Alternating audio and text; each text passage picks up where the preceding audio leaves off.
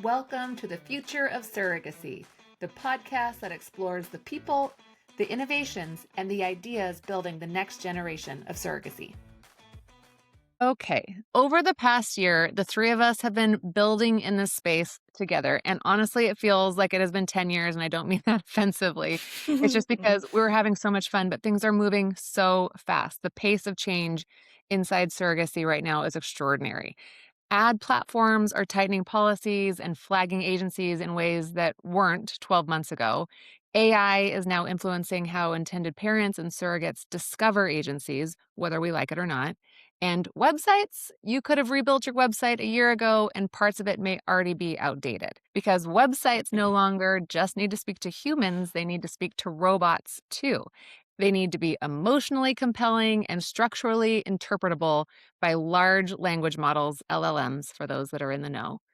What's been striking to us is that every time we get on a call with a new agency, there's this moment where we realize they don't know what they don't know yet, not because they aren't sophisticated, but because this space is evolving faster than most people can track. So, this episode is meant to be part insight and part practical guide because we so want our role in this industry to be helping agencies stay positively positioned throughout all these changes and not be reactive, not behind, and not exposed. So, if you're an agency owner, this episode should give you clarity. If you're on the operations side, it should give you some perspective. And if you feel like the ground has been shifting under your feet, you're not wrong, but we're here to help. So, with that, welcome back to the Future of Surrogacy, Shraddha and Billy. Thank you for having us again, letting us back on your Yes. podcast. You are welcome. You are welcome. Okay, so I want to start because I think one of the biggest tension points is around ads because so many agencies rely so heavily on paid acquisition. We've met a few that don't do any, which is smart, and that's probably the direction more people are going to be heading. But there's a lot that still rely on paid acquisition for any top of funnel activity. And so we want to talk about what's changing there and what CAPI is, because I think a lot of people don't even know what CAPI is. But we'll have Billy and Shraddha explain it to us. Billy, let's start with you. What are we seeing in terms of platform crackdowns or more accounts being flagged? We're seeing a lot of chaos across all of the different platforms, Google, Meta, TikTok. We're seeing crackdowns on the surrogacy category in general. We've seen Google crackdowns on the surrogacy category. For the last year, we've been seeing Meta slowly cracking down more and more on anything to do with health. Surrogacy ads are completely banned on TikTok and Pinterest already. And so the share of the pie is getting smaller and smaller because there are fewer and fewer platforms that agencies can reach surrogates. I think the one that's top of mind is Meta because it is most agencies' primary way of finding candidates.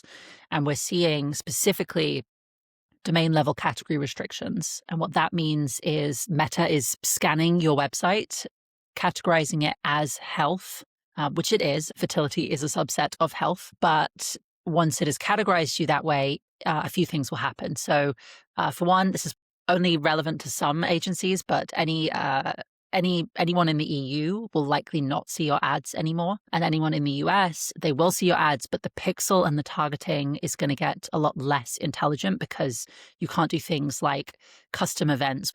And so we've been working very hard to figure out how do we help agencies get around these issues. And so far, I think the solution that we found is what we call CAPI. Before you start talking about CAPI, though, because I think most people, well, two things. One, I think most people used to think that it was about the creative performance of ads, and now that's literally out the window because Yeah. if you look at any surrogacy ads, they're almost all identical now. And then step up was the pixel. Oh, do you have the pixel installed? So will you talk a little bit about what the pixel is and then how CAPI is different than the pixel? And also explain what CAPI stands for. Yes.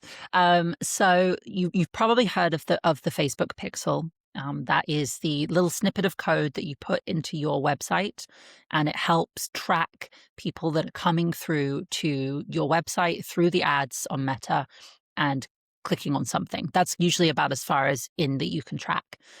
And that helps your ads target better. So every time someone does an action that you want them to do, like submit a form, that is feeding back to the pixel and saying, more of these people are likely to be good.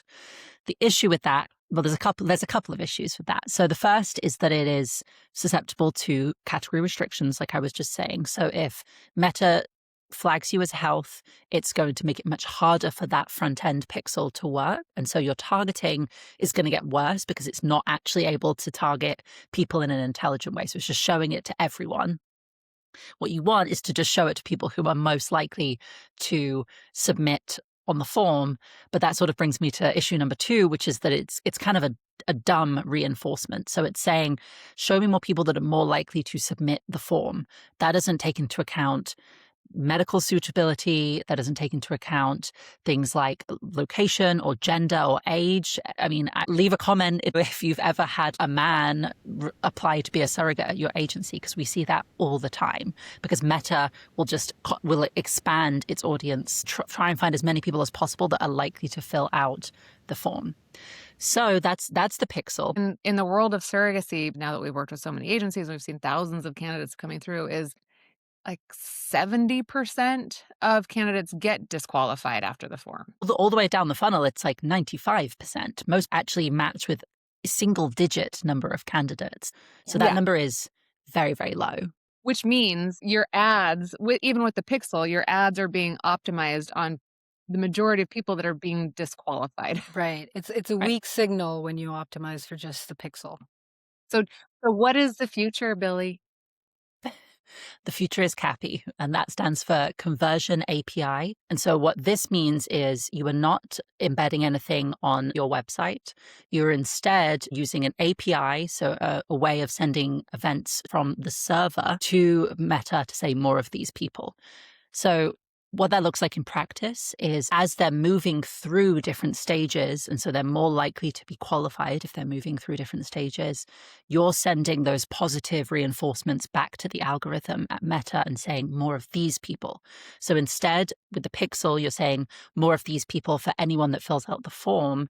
With CAPI, you're saying more of these people who actually get approved to be surrogates. And so it makes the algorithm significantly smarter and significantly better at targeting. And it bypasses the category and domain restrictions. And so it allows us to keep doing it even if you're in the health category. So how does one know if their marketing agency, like what are the questions that you could ask your outside agency to see, are they doing this? Because if they're not doing this, that seems like a pretty big red flag. If you don't even know what it is yet, that's red flag number 1 probably. But if they haven't told you about it, but how would you know? Yeah, you should just be asking your agency to be a bit more detailed about their targeting. So questions like, are we running server-side CAPI? How is the pixel being trained? Are we doing front end? Do we know how Meta categorizes us? Where is our conversion funnel? Like where are we losing people? How are we reinforcing and finding more of the right kinds of people? And any ads agency, anyone that is charging you thousands of dollars to run ads should be intelligently targeting on Meta. It is not rocket science to do. I feel like sometimes we do ourselves a bit of a disservice when we say stuff like that, but really isn't. It's not that hard to do, and you should be doing it. Surrogacy is uniquely set up for CAPI because there are literally stages where, okay, this person is now more qualified. Now this person is more qualified. Now this person is more qualified. And so that to me feels like it's the perfect scenario for CAPI, because at every one of those stages, CAPI is sending back information to Meta and Google to be optimizing the ads. Yeah, so we do every single stage in Simbe that you have live. There are sort of 2 axes that you need to be reinforcing the algorithm on. The first is time. So the quicker you can be sending positive signals back to Meta, the better. So when they've just been approved by the form, when they are moved to the second stage, usually that's the application stage. And because we're doing this programmatically on Simbe's side, it happens automatically. And those usually happen within a 7-day window. And then you have long-term signals as well. So you have that initial targeting, and then you have way down funnel within 30 days targeting. And here are the actual approved candidates. We want much more of these. Obviously, Meta needs as much signal as possible. The more signals and the more data you get it, the better. And so that's why we do every single stage. Okay.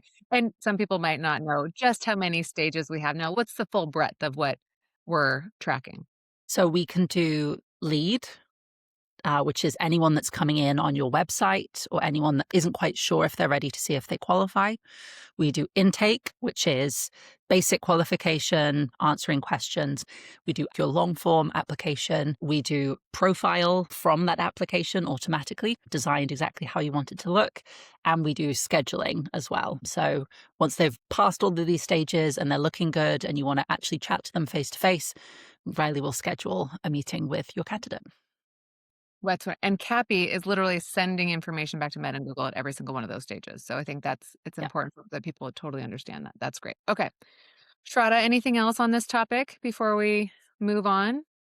The only thing that comes to mind is every stage that gets pinged back to Meta, we're also able to provide the relative weight for that event. So we can tell Meta that somebody that gets qualified from the initial form, maybe them 10%, but somebody that gets qualified from the final application or the interview, weigh them 80%. And we can align that with your particular marketing spend and how much money you want to spend. And so it can be totally customizable for the client. That's a very important point. I think that's great. And does Simbe have to be managing an agency's ads in order for that agency to have Cappy? No, Simbe does not have to be managing the ads. Simbe just needs some initial setup token, and then it can be automated from there. And it works for every ad. You don't have to set it up for each ad campaign at a time. It's a one-time setup. Okay, so like somebody can be using Simbe for our intake and application and interview and profile. We don't have to be running your ads, and we're not trying to gatekeep Cappy. Like to Billy's point is we're happy if you're using Simbe as a platform to set up Cappy. Yes. Work with your outside agency to set it up. Yes, exactly. But even if you fix the ads, we fundamentally believe that ads are dying a slow death. What we've been seeing in the platforms that Billy mentioned, we think will only continue, in which case we have to be prepared for what's happening next, which is websites and AEO. And so, I mean, especially with surrogacy, like the emotional appeal and the storytelling is incredibly important and to tell your agency's story. But now your website also has to speak to robots because ads are on the decline. And LLMs, large language models, and discovery via large language models is on the uptick, meaning people are going to ChatGPT, they're going to Gemini and typing in, what's the agency I should use? And so if the LLM can't also find what it needs, then you will be invisible. So, Billy, let's talk through this in terms of what do you think it means for a website to speak to humans and to robots? I think that it's the new paradigm for running a business in the world nowadays. I would liken this to the shift that had to happen when everyone was going on their phones for visiting websites. Like that shift to, okay, now our website has to look good on a phone, which I will say a lot of companies still have not fully done. But there is a similar shift to, okay, now our website has to be able to speak to robots. So everyone's websites are getting constantly crawled. You may be familiar with a version of this with Google. The more nerdier agency owners out there may be familiar with things like sitemaps and robots.txt as a way of telling Google's crawler how to navigate your website because it's not intelligent enough to actually be able to click through it like a human. Now we have LLM bots also crawling the website, and they're crawling the websites a little bit differently. So it's a similar ethos to SEO, and plug here for a previous episode of this podcast where I know you had an expert for AEO on. So you should go listen to that before, stop this podcast and go listen to that one because, I think that's an important primer. But the website now has to be able to be understood by LLMs. And so what that means is things like clean, structured data that is text-based. I actually was looking at one agency website today, and they have a bunch of their critical information that is critical for surrogates to know in the form of images and not as text. And that can't be read by LLMs in any kind of accurate way. And so your you are preventing any indexing of your website that needs to be done by LLM. So everything needs to be in clean, structured data. The kind of best practice is to actually have an LLM.txt. So the crawler bots know where to go, and you can actually dump all of your information in that document. And so that's like just one like quick and easy tip, the way that you can kind of get your website ready for this shift that's already happening. But it still has to speak to humans, right? Like people are still going to your website. And so again, to rag on this metaphor a bit more, now you have to design your website for desktop and mobile. You now have to design your content for humans and LLMs. What's the name of the woman that writes that newsletter? Koki Hasiotis, shout out. I imagine she's not listening, but she's a good friend of mine and a genius writer. And she writes really intelligently about this. Humans need plot, robots need data. And your brand voice means nothing to a robot, but it means a ton to surrogate candidates and IPs. And so the people that are in charge of content, like their job at your agency just doubled because they have to write for both now. And if you're not writing for both, you are going to be behind, and you potentially are going to be invisible because now the robots are shopping on behalf of the people that are searching. I type something into ChatGPT and I'm going to take the recommendations it gives me. I'm not going to spend the time to vet everybody's site. And so if you are not creating your website to serve both the emotional human and the unambiguous data-driven robot, you're going to be behind. I know it sounds harsh.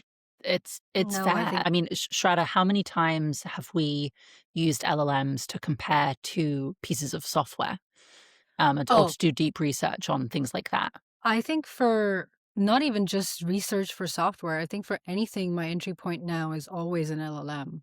I'm rarely ever going to Google, directly, or rarely ever going to a website directly. Even if I do, I'll take the link and give it to my LLM to say, summarize this for me, or find something valuable on this site for me. So I think consumer behavior in the younger population in general is entirely changing. You no longer Google, you GPT. Yeah. Koki writes about this, but I thought it was so clever. And the first time I had heard of it, but we all are super familiar with like B2C, B2B, B2B2C, which is business to business to consumer. But now it's B2R, which is business to robot. And then B2R to H, which is really applicable in surrogacy, which is business to robot to human. Yeah. So you need to make sure the robots can find you to be recommending you to the humans.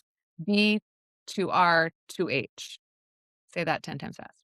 Okay. B to R to H. Yeah, I mean, if you're still skeptical and listening to this, like think about how people are very, very rapidly using ChatGPT and similar for sounding boards, and think about how many times you've had situations where surrogates are comparing or considering two different agencies, and just sit with that. Like, I think it is extremely likely. In fact, we've started to collect the data because we have really great AEO tools for monitoring this kind of stuff, where people are saying like, what is the difference between these two agencies? I'm trying to make a decision between these two. Can you help me? And what any of these GPTs are going to do is go to the website, summarize the content there, and try and help them make a decision. And if you don't have your content in a way that's easily readable, if you don't have your compensation package really nicely structured and really easy to find, they might not pick you. And that's something that should worry you, and probably does already. Websites must now emotionally convert humans and structurally communicate with LLMs. And if you fail at either, the humans won't convert and AI won't surface you. So I think if you remember anything about the website conversation, remember that. And it goes beyond just website. I think LLMs are going to definitely read your website, but they will also read any other publicly available source. So they will go to That's a great Substacks and Reddits and Quora, and they will find any information that they can on surrogacy agencies. And if you're not mentioned enough times, you'll lose out. Which brings us to the next point about discovery. It is so important now because SEO was king or queen for the longest period of time. And that meant your website had to be built properly. And your website still needs to be built properly, but it needs to be built for AEO now, not just SEO. And so what Shraddha's point is, AEO doesn't just look at your website like Google used to. The LLMs, yes, they'll look at your website. It needs to be built properly, but they'll also pull in data from the third-party credible forums. And I roll in terms of people that hate Reddit, but Reddit is incredibly important, especially to ChatGPT. The credible third-party forums where content is created by users and verified and upvoted by users, they also use to decide which organizations they're going to be recommending. How on earth do we handle that, Erin? Yes. That is one of the things that we're working on with our agency clients. And number one, you have to be showing up. And so you have to start participating. The two that we're helping agencies show up in are Reddit and Quora. And even in those two forums, there's slightly different rules. And there is a blog post on our website, so we won't go into it in this podcast, but the general impression is you have to be participating in the conversations without being promotional. And that's super hard to do for agencies. But I think that the short story, if anybody needs to get going on AEO right away, is create your Reddit accounts, create your Quora accounts. Which accounts you create on those are also in that blog post, so you can reference that. And then just start participating in the conversations. There's only a few primary threads in Reddit and Quora that relate to surrogacy. And so start participating and see the idea behind any content you create in those forums should be, how do I add value to this conversation? How do I help the reader in this conversation? Not promoting your agency, but how do I help? And which is a kind concept in terms of content creation. I feel like that's what we try and do with this podcast, really. We're trying to help agencies. Now, if that benefits our business, that's wonderful. We want you to be successful, and we want there to be a wonderful, thriving surrogacy industry. And I think the same ethos is true, right? Like, you should be helping people figure out the journey of surrogacy for themselves. That may result in them working with you, but that may also just result in them being well informed. And that's a net good. And better public conversations around surrogacy is a huge benefit. So it will help your business, but it's also something the industry desperately needs. Yeah. And I think the thing that I would leave any listeners with in terms of AEO is, and I am so guilty of this, I write in very visual language, and don't in those forums. Give very structured, very clear, very direct answers, because that, again, is the kind of content that LLMs are looking for. You want to participate in the high intent prompts, so the prompts that are getting a lot of action, you want to be participating in, and you want to become a trusted source. So you can't do this like, I did it on Tuesday, and then you drop it for 2 weeks. This is something that you need to do, like add it to your calendar reminders and participate. Log into Reddit, log into Quora, search your threads, and participate in the conversations weekly, if not daily. Because the more you participate, the more that AI will start to trust you as a source. Okay, we've done a great job of covering how ads are changing, how website and AEO will, if you build those correctly, will help make you more visible to the LLMs. We wanted to shift the conversation now over to engagement, because I think, again, we've completely expanded the scope of what we're doing for agencies within Simbe, and now we have had thousands and thousands of candidates moving through the platform, and many, many agencies. And so, Shraddha, I'm going to send this one over to you. We've learned something that I thought was a little bit counterintuitive in terms of engagement around choice when interacting with AI. So can you talk us through that, what we're seeing there? Yeah, this was an interesting experiment we ran with one of our agency clients. Initially, they wanted to not give the surrogate a choice to pick the mode that they chose to interact with Riley through. And it ended up, we saw fewer engagements in that way. I think we saw an engagement increase when we gave them a choice to pick between text or chat. And ultimately, almost everybody still picked text, SMS, but the additional step to choose how you want to be interacted with, I think brought people more agency. And we saw a 9% increase in the engagement rate after we ran that experiment. Yeah, 9 percentage points. So quite a significant uplift. And that was really interesting because I feel like there's this idea that you have to make everything as streamlined and like at least amount of effort possible in order to get good engagement. But that's not always true when it comes to things like managing expectations. Yeah. I think manually picking, hey, I want to talk to you on SMS, made them look at their phone and made them react and respond better. Right, because we also tested changing the messaging and Correct. saying, "Check your phone, Riley's Very reaching out to large. you," Yeah. very large, and that didn't move the needle for us. Do it. What moved the No. needle was making a choice. That's a really interesting psychological element here. I do too, because I'm such an efficiency junkie and a streamliner that like, no, like the minute they fill it out, just text them right away. But that little micro commitment of getting to choose really does create more engagement. But on the contrary, we ran another experiment about efficiency and streamlining. For the candidates that had all green on their intake, we decided to automatically move them to the next stage for application. And we saw an uplift in numbers there too. And my hunch there is it's because they're already engaged and they already have momentum talking with Riley. So not waiting until the case manager sends them the next step, keep the momentum. And we saw them filling out applications faster. We actually saw one agency that when we were talking to them, when we met with them, they had 0 candidates getting through application.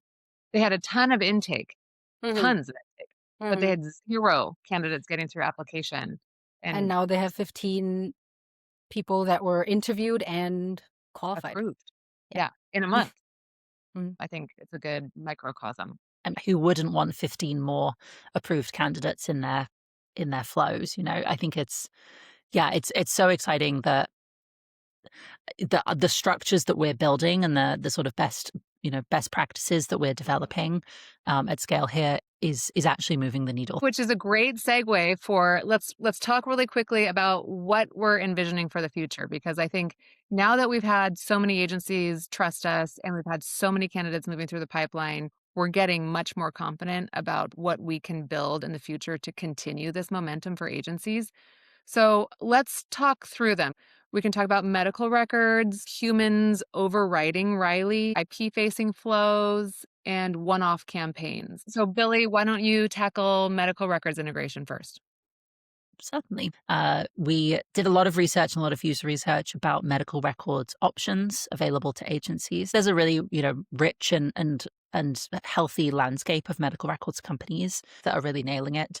And our vision is to be the infrastructure through which we can plug in different pieces of great software into journey management. And so we're taking an agnostic approach. So we're in conversation with all of the major medical records collectors and reviewers and trying to build integrations with them so that you can continue to manage a candidate through that sort of part of the process, all from the Simbe dashboard with the inclusion of Riley. Great answer. Well, ping-ponging over to you, Strata. Talk about what we mean when we say a human overriding Riley. Yeah, Riley's very good at answering knowledge-based questions and concerns. We've seen a few cases where AI isn't equipped to answer certain questions about, very specific medical history, or a surrogate just prefers talking to a human being. What we've seen so far is case managers will, reach out to them one-off on their own, and it can cause a little bit of confusion because now there's 2 streams of conversation the surrogate is having with the same agency. So a feature worth building now is the human can talk as Riley. So they can just say, hey, Riley, pause your conversation. I will step in. I will talk to the surrogate. I will take this part of this conversation with the surrogate through the same channel so that A, it's well organized. The surrogates can have one number to talk to throughout the process for the agency. And B, it allows a lot of control for the agencies to handle sensitive cases or to handle people when they prefer just talking to a human being. Because one of the commandments at Simbe we have is a human is always in the loop and a human is always involved and always making decisions. And this is just one other step in that direction for us. And so if the case manager pauses Riley in that situation, can they restart Riley? Yeah, I'm envisioning it as a button that says, I'm taking over, and when the case manager is done with the human override, they can just have Riley restart. And Riley will also have the context of the conversation that the human has had with that surrogate so that she isn't repeating herself, isn't asking the same questions. That's awesome. While we have you talking, let's then Yes. also move you into one-off campaigns. Yeah, I mean, I think majority of the use case is every so often agencies want to run, a one-off marketing campaign, or there's a special way you want to deal with for state-specific people. We see that sometimes for California, where they want to, put surrogates through a different flow. Or if there are more tech-leaning agencies, they want to run an A/B test where they're like, what happens if we do this versus if we do that? And right now we can do it. It's just something that we handle on the back end, but we've been ideating on how to expose that ability on the dashboard so they can say, for a short-lived campaign of a month starting tomorrow for candidates that live in California, make them see this form instead of that form and have them fill out an extra amount of information. That, in addition with the referral program, where a previous surrogate can come back and have her specific code and says, well, I'm bringing in more surrogates and this is my referral code. Tracking both of them together will help agencies with marketing and lead generation pipeline. That's awesome. Okay. Last quick update. Billy, talk through IP facing flows because obviously there are two parties involved in these journeys. And right now we really only deal with one. Yeah. So we've built everything up until match for the surrogate. And so the natural progression is IP facing flows as well. So it looks a little bit different. I think it's to do with providing an educational resource instead of necessarily screening someone out or in, but providing that sort of 24-hour knowledge base, FAQs, someone to talk to. And then a huge part of the IP flow is document collection. And actually, this is something that will also benefit the surrogate flows as well. So this, in general, this is a feature within a feature, but the ability to collect documents, like I need your insurance card, I need your photo ID. And then Riley's there making sure that those documents are getting collected, doing all of the nudging so that you don't have to do the nudging, and then signing of documents as well. This is, again, this kind of connective tissue idea, integrating with things like DocuSign and PandaDoc.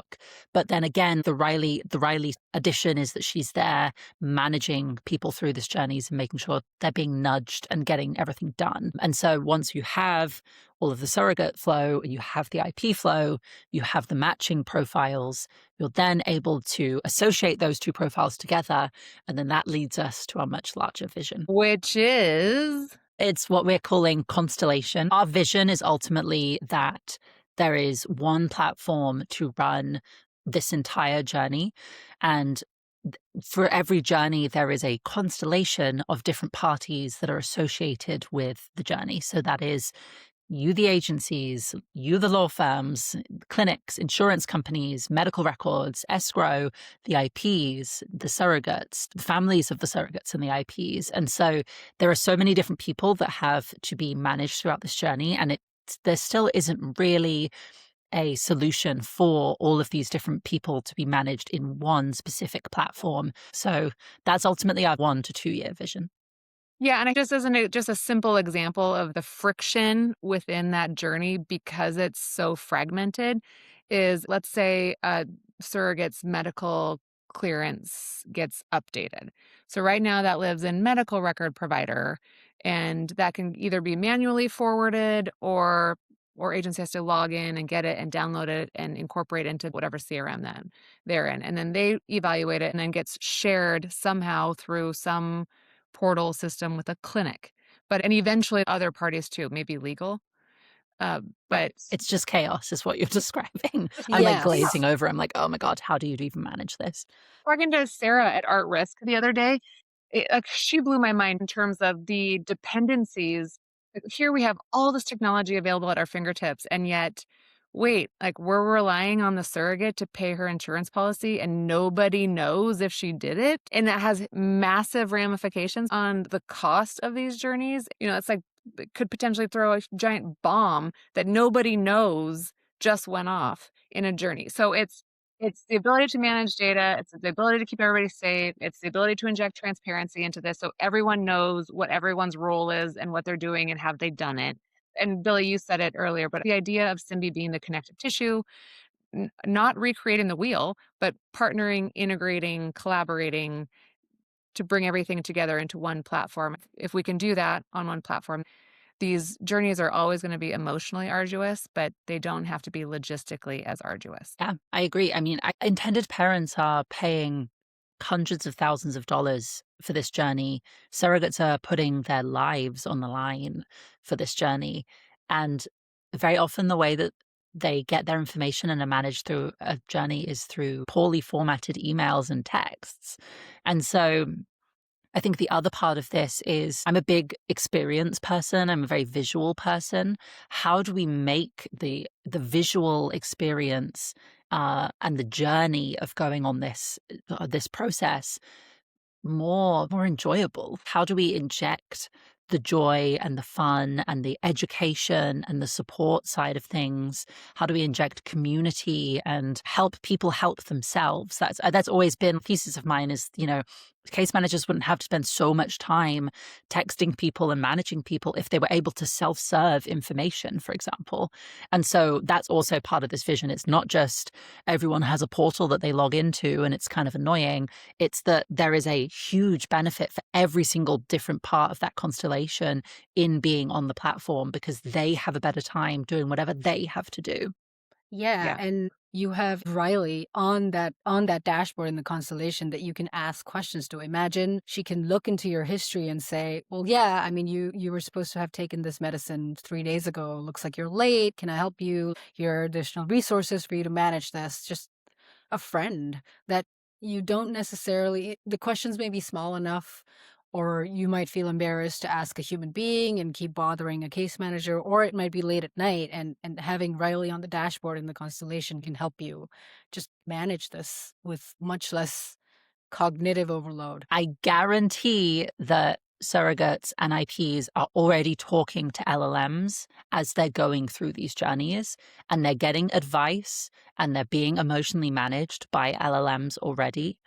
And you have no insight into what they're saying, what advice they're getting, what they're being told. I think we should be wanting to, have a say in those experiences. You wouldn't let an untrained case manager advise a surrogate on injections. The same should be true with any of their resources, right? Okay, I have kind of an esoteric example that I'm going to try to inject into here, if it makes sense. I'm obsessed with this new app called Whisperflow, and the CEO of Whisperflow is talking about the only reason keyboards exist is because humans needed a way to communicate to the computer. And I'm like, oh my gosh, I've never thought about it like that. But it's true. And so now that we have voice and voice can talk to computer, like keyboards will probably go away in some capacity because I can get so much more done in a day just talking to my computer all day long. And Yes. Like Gen Z are not texting anymore. They're voice noting. Everything becomes much more verbal. Yes. Okay. So what if a journey management system that people use is really just a means to an end because you're just trying to keep all the pieces put together in one system. But now with the advent of AI, like, do we need a journey management system? Do we really need a CRM? Nobody wants export a report on these people in these states and da. What if you could just talk and be like, hey, go get me these people and send them an email. Anybody that hasn't been talked to in the last 3 days, figure out where they are and send them the appropriate message. Go. That's what I feel like we have the potential to build, where I can be using my voice when I'm in the drive-through. Because that's when it pops into my head like, oh, shoot, I need to reach out to the people that haven't moved forward last month. I could do you one better. Riley could recommend to you that these are all the people that you haven't reached out to in a month. Should I go talk to them? And then all you have to say is, yes, Riley, go do it. Proactive. Beautiful. Okay, so the future is bright for surrogacy and for Simbe. The future is hot pink. The future is hot pink. Billy, good job. Okay, I think we should end it there. Thanks for spending some time, and hopefully the community finds some value in this. And as always, we're here to help and brainstorm. And if you want to participate in that beautiful future, let us know. Thank you Thank so much. you. Thanks so much for listening to The Future of Surrogacy. If you liked today's episode, send it to a friend or a colleague that should hear it. And be sure to follow us on Instagram and LinkedIn to keep up with new episodes and behind-the-scenes updates. And if there's a topic you want us to cover or someone you think we should talk to, reach out. We'd love to hear from you. We'll see you next time.